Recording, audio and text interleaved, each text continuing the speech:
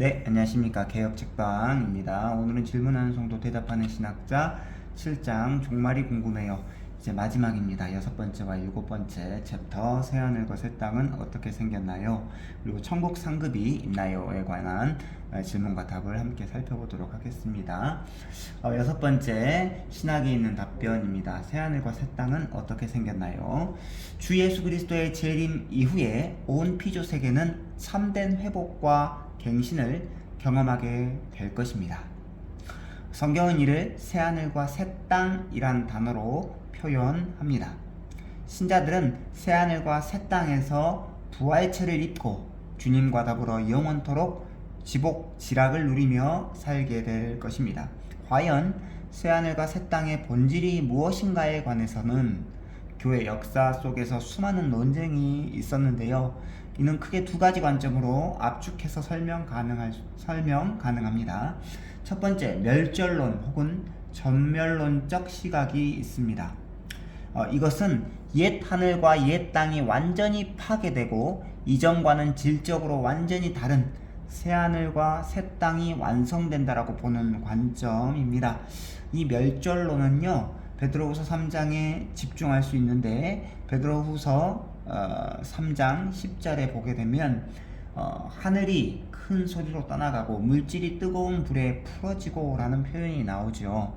또 12절에 보면 하늘이 불에 타서 풀어지고 물질이 뜨거운 불에 녹아지려니와 라는 표현도 나옵니다. 반모섬에서 환상을 본 요한도 요한계시록 20장 11절에서 땅과 하늘이 그 앞에서 피하여 간데없더라 라고 기록했습니다. 이러한 성경 구절에 근거해서 멸절론을 주장하는 사람들은 이전 땅이 불에 녹아지고 불에 타서 완전히 온데간데 없어질 것으로 이해하는 것이죠. 자, 두 번째는 회복론 또는 갱신론적 시각이 있습니다. 이는 옛 하늘과 옛 땅이 완전히 파괴된다라기보다는 죄로 인해 왜곡되었던 것들이 온전히 완성되어 최종적으로 회복 또는 갱신된다라고 보는 입장인데요. 멸절론이 이전 것과 새 것 사이에 불연속성에 집중한다라고 한다면 회복론 또는 갱신론은 이전 것과 새 것 사이의 연속성을 말하면서 회복과 갱신의 방점을 찍고 있습니다. 이 회복론 역시 성경을 근거로 하고 있는데 사도행전 3장 21절에 나타난 바와 같이 만물을 회복한다 라고 하는 표현에 집중하고 있고 요한계시록 21장 5절에 만물을 새롭게 한다 라는 관점에 또 방점을 찍고 있습니다.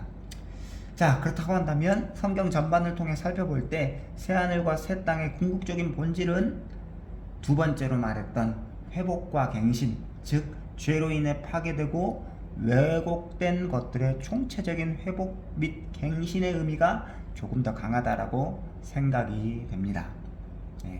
새하늘과 새 땅은 더 이상 죄가 없는 곳이기 때문에 온전히 완성된 형태의 모든 것을 경험할 수 있는 복된 장소가 될 것입니다. 사실 그보다 더 복된 순간은 그곳에서 하나님의 본성과 대면하여 영원토록 그와 함께 즐거워할 수 있다는 사실이죠. 새하늘과 새 땅의 정확한 모습과 형태에 대해서 현재로 우리는 알 수 없어요. 그럼에도 불구하고 그곳이 참으로 복되고 영광스러운 곳임은 분명하다라는 것입니다. 자, 깨달음이 있는 성경 구절입니다. 새하늘과 새 땅은 어떻게 생겼나요?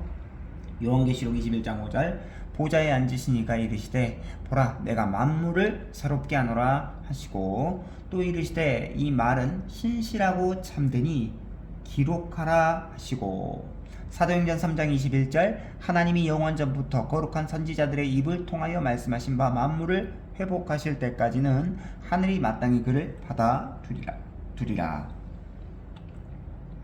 자, 적용이 있는 묵상입니다.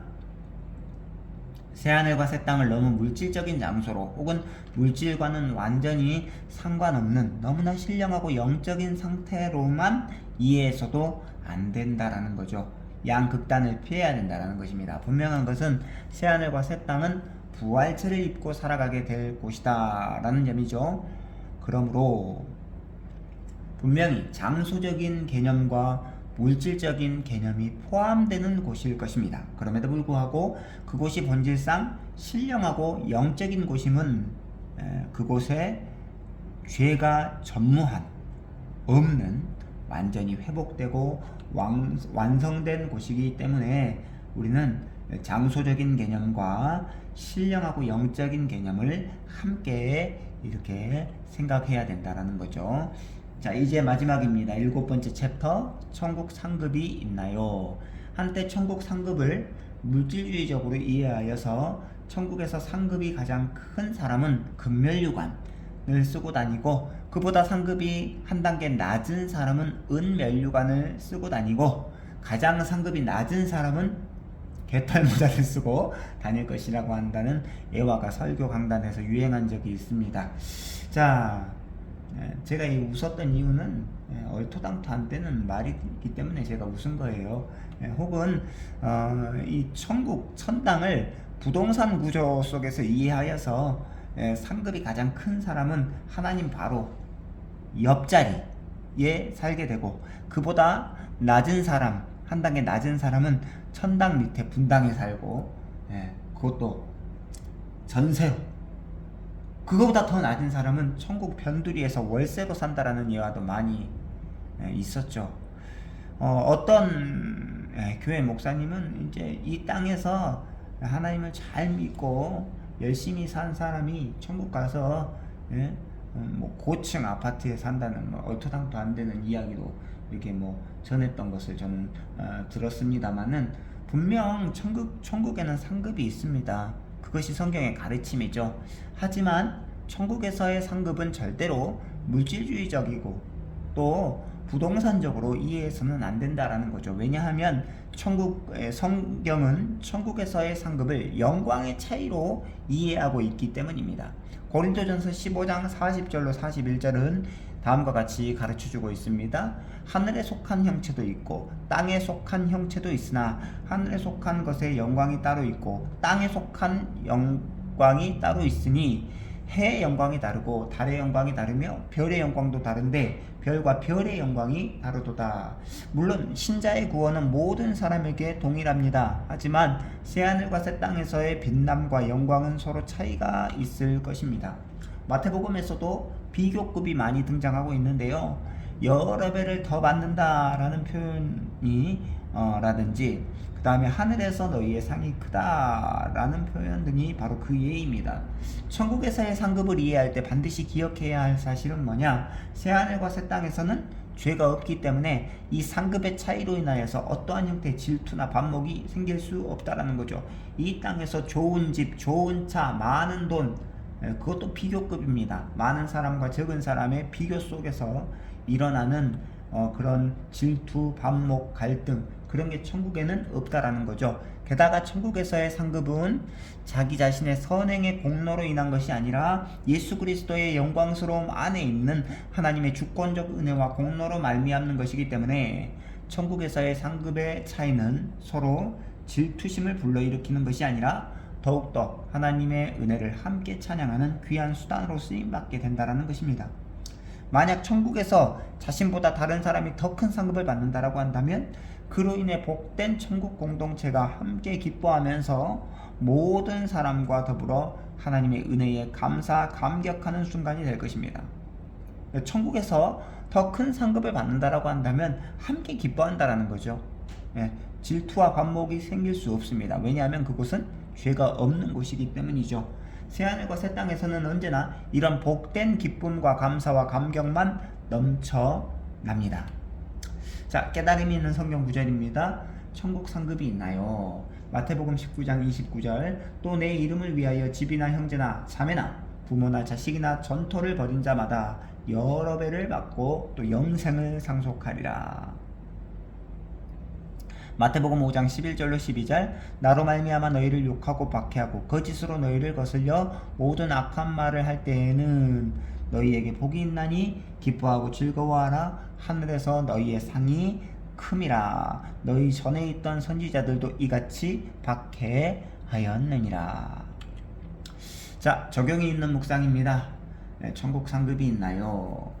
구원을 받는 것도 하나님의 은혜, 새하늘과 새 땅에 들어가는 것도 하나님의 은혜, 천국 상급을 받는 것도 하나님의 은혜입니다. 그러므로 그 어떤 것에도 우리의 공로는 없다라는 거죠. 결국 신자들 안에는 이론적으로 어떠한 교만도 싹틀 수 있는 공간이 없습니다. 그럼에도 불구하고 인간의 연약함으로 늘 교만이 고개를 지켜듭니다. 교만은 패망의 선봉입니다. 구원, 새하늘과 새 땅, 천국 상급 등의 주제를 논의하면 할수록 하나님의 은혜의 한량 없으심이 드러나고 그 앞에 겸손히 무릎 꿇을 수밖에 없는 이유가 바로 여기에 있습니다. 자, 드디어 질문하는 성도 대답하는 신학자 이제 1장부터 7장을 여러 번에 걸쳐서 거의 1년에 걸쳐서 우리가 함께 읽었는데요. 우리 구독자 여러분들에게 큰 도움이 됐으면 좋겠고요. 다음에는 더 좋은 컨텐츠로 찾아뵙도록 하겠습니다. 또 좋은 책으로 이렇게 만나 뵙는 것을 소망하고 항상 추운 날씨 건강 잃지 않도록 서로 기도할 수 있는 우리 식구들이 되어지기를 간절히 소망합니다. 안녕히 계십시오.